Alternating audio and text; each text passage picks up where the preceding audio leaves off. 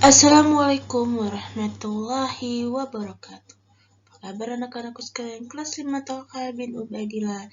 Semoga kalian selalu sehat dan tetap semangat ya belajar di rumah.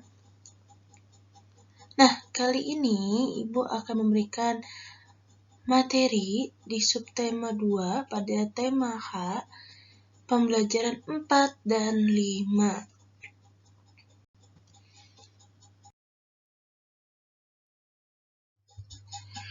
Baik anak-anak, sebelum Ibu menjelaskan, Ibu akan memberikan tujuan pembelajarannya terlebih dahulu.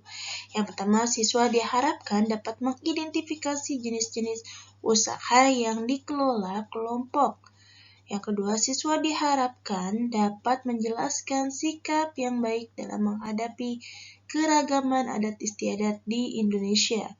Yang ketiga, siswa diharapkan dapat menjelaskan kembali isi teks non-fiksi dan mengidentifikasi informasi dalam teks non-fiksi. Yang keempat, siswa diharapkan dapat membuat skema mengenai dampak siklus air terhadap kehidupan. Dan yang terakhir, siswa diharapkan dapat menjelaskan keunikan tari kreasi daerah. Anak-anak, kalian buka halaman 63 sampai 65. Di sini ada IPS, yaitu mengidentifikasi jenis-jenis usaha yang dikelola kelompok. Pembangunan dan penyelenggara jalan tol di Indonesia dikelola badan usaha milik negara. Usaha kelompok adalah usaha yang dimiliki dan dikelola oleh lebih dari satu orang. Usaha kelompok biasanya memiliki modal yang besar, sehingga dapat mengembangkan ide dan kemampuan usaha yang lebih banyak.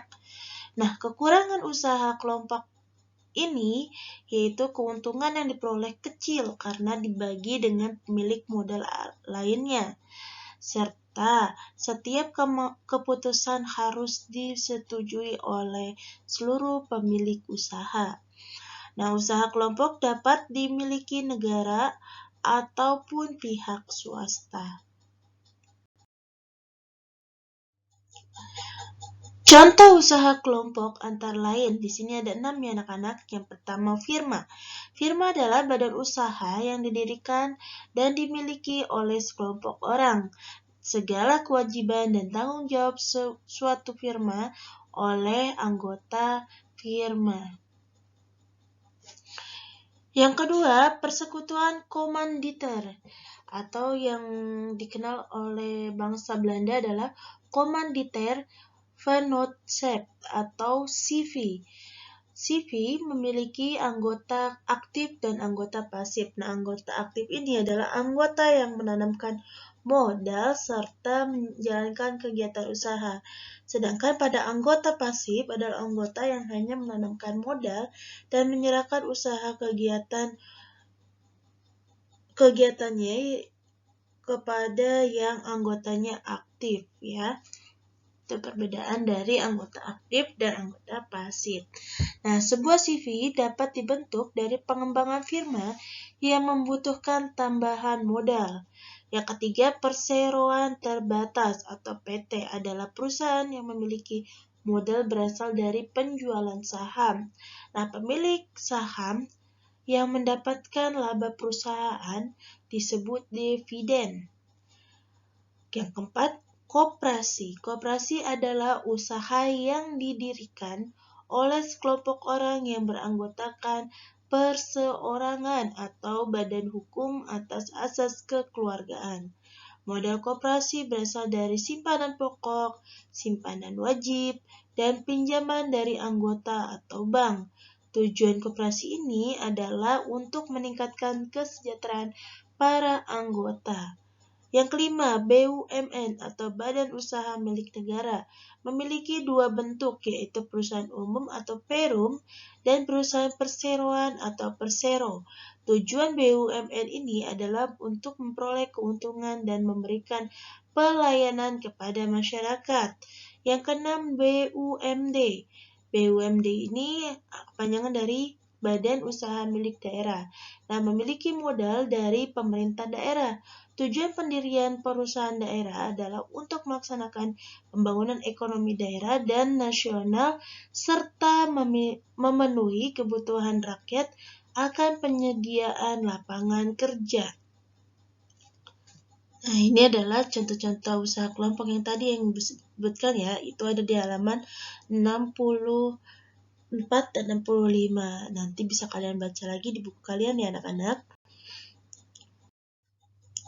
Selanjutnya kita buka di halaman 65, bagian paling bawah yaitu ayo mengamati. Di sini ada PPKN yang menjelaskan sikap yang baik dalam menghadapi keragaman adat istiadat. Salah satu bentuk usaha kelompok di Indonesia adalah koperasi. Gagasan koperasi Indonesia berakar pada adat istiadat asli rakyat Indonesia, yakni asas kekeluargaan. Adat istiadat adalah segala perilaku, budaya, dan aturan-aturan yang telah ditetapkan dalam suatu masyarakat. Contohnya itu adalah adat istiadat Batombe.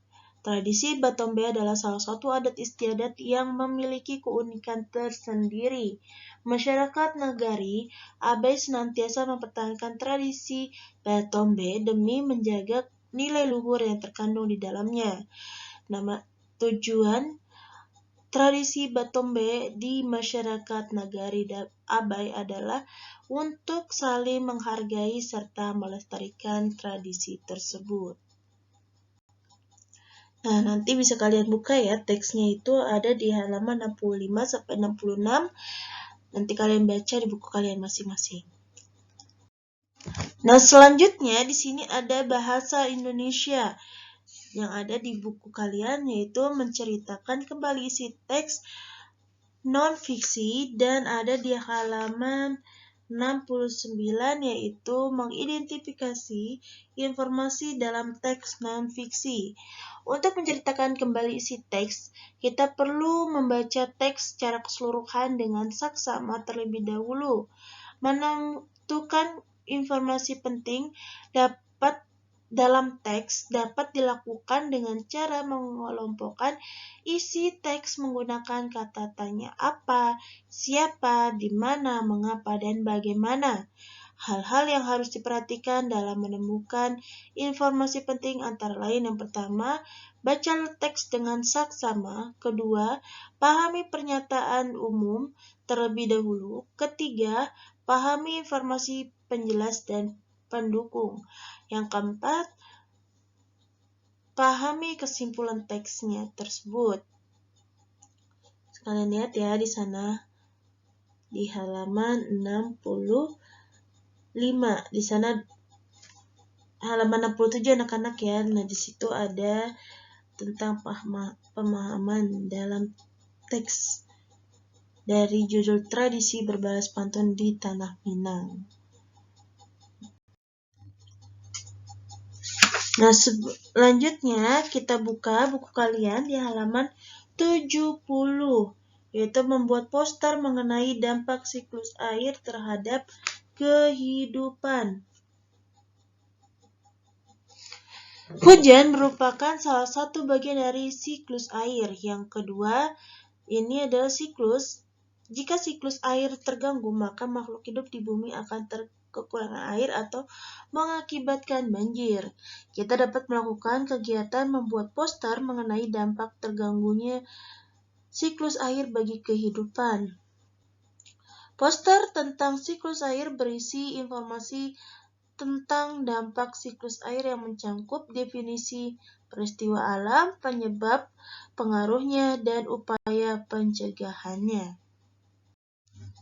Baik, lanjut kita ke materi selanjutnya, yaitu SPDP di halaman 71 sampai 72. Di sana ada penjelasan tentang keunikan tari kreasi daerah. Gerakan tari kreasi daerah berasal dari pengembangan gerakan tari Nusantara oleh kreasi koreograf. Keunikan dalam tari Nusantara maupun tari kreasi daerah meliputi yang pertama gerak tarinya yang diperagakan berdasarkan ruang, waktu, dan tenaga. Yang kedua kostumnya yang fungsinya yaitu menghidupkan karakter penari, membedakan peran penari satu dengan yang lain, dan membantu membangun gerakan penari. Yang ketiga, musik. Nah, musik ini memiliki dua unsur, yaitu gerakan dan juga musiknya atau pengiring.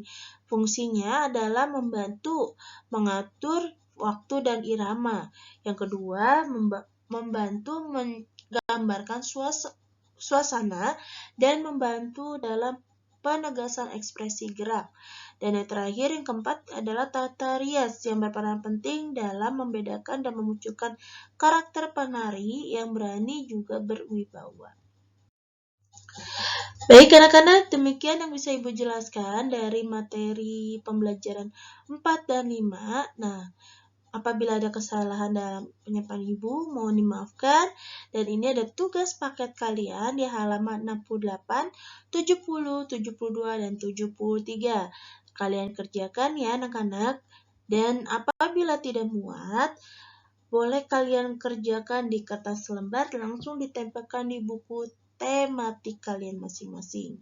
Akhir kata, wabillahi taufiq wal hidayah. Wassalamualaikum warahmatullahi wabarakatuh.